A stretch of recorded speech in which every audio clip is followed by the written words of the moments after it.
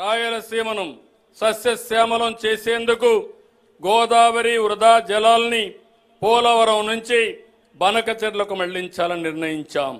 సముద్రంలోకి పోయే వృధా నీటిని వినియోగిస్తాం.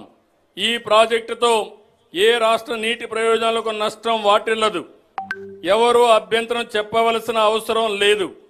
వరదలు వచ్చినప్పుడు ఎగువ రాష్ట్రాలు నీటిని విడుదల చేస్తే దిగువ రాష్ట్రంగా అదే వరద నీటిని వాడుకుంటామంటే అభ్యంతరాలు ఎందుకని అడుగుతున్నా. మిగతా వాళ్ళకి అర్థం కాదు అన్నట్టుగా మాట్లాడితే అది కరెక్ట్ కాదు. ఎందుకంటే నదీ జలాలకు సంబంధించి ఎప్పుడు కూడా ఆయా రాష్ట్రాలకి జలాలు అంటే మిగులు జలాలు కానీ లేకపోతే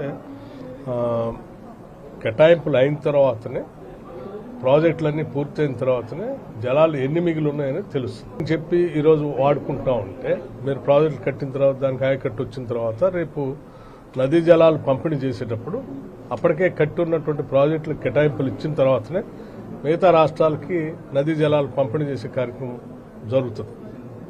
అలా జరిగినప్పుడు తెలంగాణలో ఎప్పటికే కట్టాల్సినటువంటి ప్రాజెక్టులన్నీ పూర్తయిన తర్వాత ఆ ప్రాజెక్టులు పూర్తయిన తర్వాత మిగిలినటువంటి వరద జలాల్లో ఆ రాష్ట్రానికి ఎన్ని పోతాయో వాళ్ళకి, ఈ రాష్ట్రానికి ఎన్ని వస్తాయో ఈ రాష్ట్రానికి కేటాయింపులు చేసి అప్పుడు ప్రాజెక్టులు కట్టుకుంటే న్యాయబద్ధంగా ఉంటుంది.